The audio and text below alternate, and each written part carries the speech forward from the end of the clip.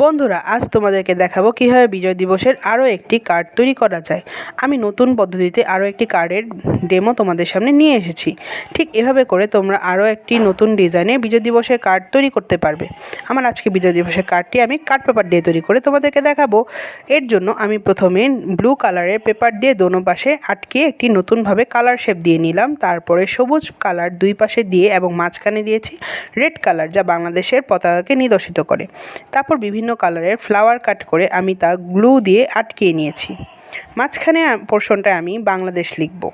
তারপরে ভিতরে অ্যাটাচ করার জন্য আমি ফ্লাওয়ার তৈরি করতেছি, যাতে শহীদ মিনার বা যে কোনো জিনিস তোমরা দিতে পারো। বিজয় দিবসের স্মৃতিসৌধ দিতে হয়, আমি স্মৃতিসৌধ এঁকে দিয়েছি। তা হচ্ছে লাল সবুজের কম্বিনেশন, মাঝখানে একটি পতাকা আর্ট করে দিয়েছি, আর লাল আর সবুজ দিয়ে আমি ফ্লাওয়ার কাট করেছি এবং এন্ডিং পোর্শনে আমি দিয়েছি কালার ফ্লাওয়ার।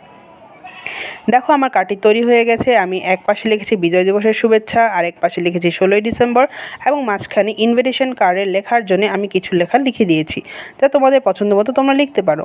এই আমার সম্পূর্ণ কার্ডটি তৈরি হয়ে গিয়েছে। তোমাদের যদি ভালো লেগে থাকে তাহলে আমার এই নতুন কার্ডের ডিজাইনটির মতো করেও তোমরা নতুনভাবে তৈরি করতে পারো বিজয় দিবসের শুভেচ্ছা কার্ড, যা তোমাদের সপ্তম শ্রেণীর শিল্প ও সংস্কৃতিতে খুবই প্রয়োজন একটি টাস্ক হিসেবে তৈরি করা হয়েছে।